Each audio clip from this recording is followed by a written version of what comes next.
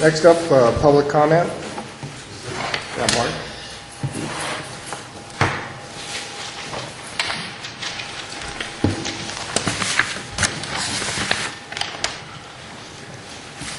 Mark Joseph Phillips, Storey County resident. I'm speaking today in regards to the consent agenda for the February 1st, 2011 Storey County Commission meeting. First thing I noticed that absent from the consent agenda is approval of the minutes for January 18th. And that's directly related to the approval of the minutes for January 3rd, January 4th. That's all jammed up. I'm looking for a motion and hopefully a second on removing two of the consent agenda items from the consent agenda to be discussed and acted upon separately during this meeting, or maybe even continue to next meeting. On page 2 at the end of the consent agenda are two items. One, stipulation agreement regarding reportable costs and related matters, and two, appointment of Justice of the Peace pro tempore. Neither one of these have staff reports available on public record at this time as of the beginning of this meeting. Therefore, there's been no way to study the material and prepare any kind of public comments. So respectfully, I hope that these two items are continued later in the meeting, or hopefully to put on the agenda at the next meeting. Mr. Chairman, can I address it? Sure. Okay. First off, in my opinion, staff reports are provided as a courtesy and advance knowledge to you. The fact that both these items were on the consent agenda, they certainly can, and based on Mark's request, probably should be pulled for individual discussion. That's the way the consent agenda works. But their appearance as a consent agenda item should signal to a reasonable person that we are dealing with normal orders of business. The tri-stipulation agreement, this is probably either the third or the fourth version of this. I can explain it in detail. As far as the appointment of the Justice Pro Tem, I don't know that we've ever had a better recommendation coming from Justice, from our Justice of the Peace right now. So my recommendation is that we go ahead and hear the items as individual items, as the consent agenda is meant to work.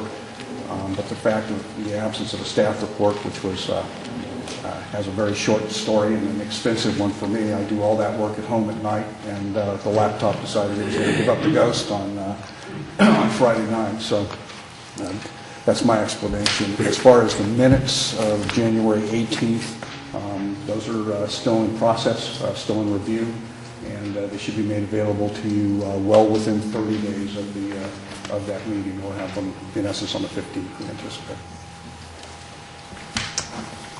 Okay.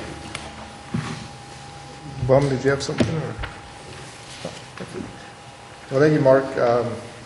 We can't take action yet, but they're not there at the consent agenda, so. I'm hoping and praying as I sit down that respectfully sitting down, that I'll have an opportunity to speak on this matter later. Is there any other public comment? Next up, appointment of Justice of the Peace pro tempore. I can never say that right. Pro tem. This pro tem is easier to say. And I understand we do have something in our packet here from Judge McGuffey with a recommendation. Mr. Chairman, again, if I can, in absence of a staff report, just address this. The process that we're really following was suggested to us by our district attorney, because it's similar to what Carson City has followed. Justice McGuffey has given you a very detailed, actually has given me, and I have provided it to you, a very detailed, I think, not only justification, but analysis of how to legally proceed, under the statutes. The statute does clearly say that the Board of County Commissioners of each county shall select a number of persons it determines appropriate to compromise a panel of substitute justices of the peace. The last probably 6 years or so, Justice Daniels used senior judges. The current senior judge, in addition to Justice Daniels herself, we have access to, comes out of Silver Springs, and that gets us into a per diem situation with mileage, meals, those types of things. And Justice McGuffey has recommended in the closing paragraph of his letter that you consider retired Storey County Sheriff Jim Miller for an appointment as our interim Justice of the Peace pro tem, and has stated that in his opinion he has all the qualities and qualifications of an excellent Justice pro tem. So again, staff's recommendation for every reason pointed out in Justice McGuffey's email, and he's here, by the way, too, to answer any questions, as is the potential pro tem. Staff's recommendation would be to go ahead and appoint Jim Miller as pro tem. We'll make a motion to appoint Jim Miller as Judge Pro Tem. I will second that. Sit down. I will second that. We have a motion and a second. Is there any further discussion? What do you got, Mark? You have a comment? I did not get a chance to comment on this before a motion was made. I thought that... No, you can make you can make a comment right now. Pardon? You can make a comment right now. Do you have a comment?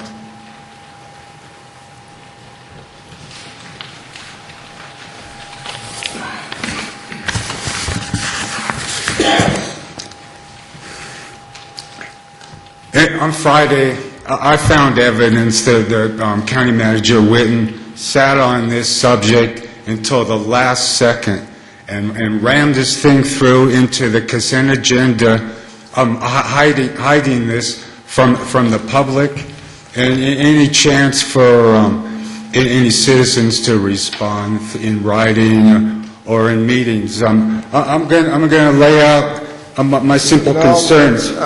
We're not going to get into... First of all, NRS 4.035, courses of instruction for justice of the peace and payment of the cost. It makes no sense for the county to pay for Jim Miller to go to judge school. Mark, this is our purview.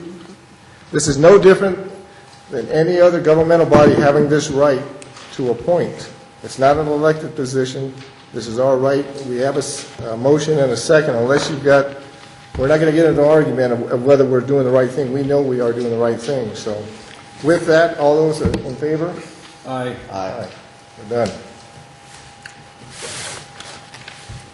This is so out of line. Well, this should have been on the regular agenda where people could have been transported and people would have had a chance to respond.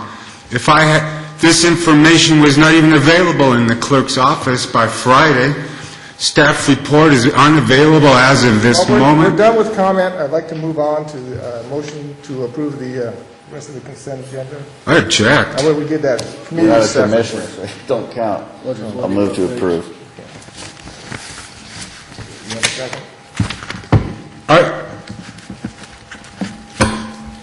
Can we have a comment from Mr. McGuffey about I don't think he even wrote this recommendation. Not at this juncture, no. Yes, sir. Yes, sir. All right, now we're going to move on to committee and staff reports. We're going to start out with Pat. I'm good after that. That's all. Okay. And Jack, you got something? Yes. I think the JP pro tem kind of probably did surprise a few people in the room. I just want to remind everybody that I'm the guy in charge of the court now. I'm also in charge of the budget. And that's what all this is being generated from, is the budget thing. We're trying to save the county money, we're trying to save jobs. I've got a couple other things coming down the pipe. I think everybody's going to like even more than this. So just hang in there. I think I'll let you, no, I've got everybody. Vanessa, Jesse, yeah. Okay,